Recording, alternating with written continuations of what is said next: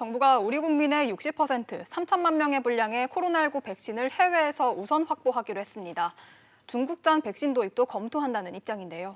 왜 해외에서 먼저 이렇게 백신을 들여오려고 하는지, 또 국내 백신의 개발 상황은 어떤지 관련해서 취재 기자와 이야기 나눠보겠습니다.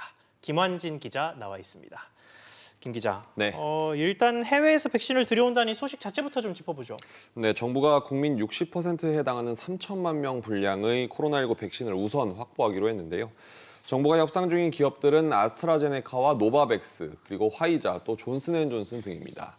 특히 방역당국이 중국산 코로나19 백신 도입도 검토한다고 밝혔는데요. 권준욱 중대본 부본부장이 전 세계 코로나 백신 임상 3상 후보 9개 중 4개가 중국산이라며 안전성이 최선인 만큼 국가나 회사보다 과학적 근거에 입각해 확보할 것이라고 밝혔습니다. 특히 정부는 중국 제약사 시노팜 백신의 효과가 좋고 이상 반응도 낮은 것으로 나오고 있다고 평가했는데요. 지난 12일 중국 인민일보에서는 시노팜 백신에 대해서 부작용 사례가 없었고 감염자도 안 나왔다고 보도하기도 했습니다. 네, 이에 대한 국내 반응은 어떻습니까? 일단 각종 인터넷 커뮤니티에서는 중국산 백신을 믿을 수 없다 이런 우려가 벌써부터 나오기 시작했습니다. 이미 중국 백신에 대해서 회의적 반응을 보인 일부 국가도 있는데요. 지난달에는 파푸아뉴기니가 중국산 백신 임상에 참여해 후보 물질을 투여한 중국인 입국을 막은 바가 있습니다. 우리 정부의 검증 과정을 지켜볼 필요가 있겠습니다.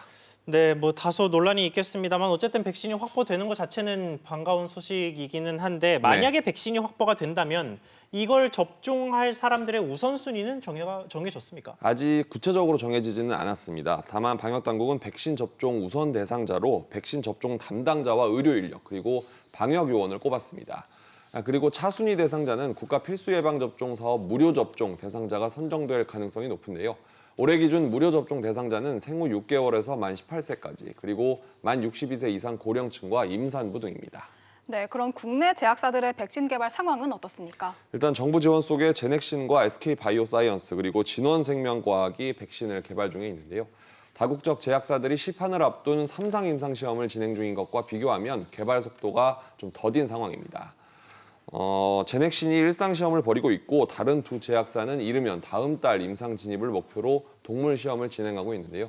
정부가 국산 백신 생산 시점을 내년으로 보고 이보다 먼저 생산이 예상되는 해외 백신을 확보하기 위해서 이번 계획을 내놓은 겁니다. 네, 알겠습니다. 김 기자 이야기 잘 들었습니다.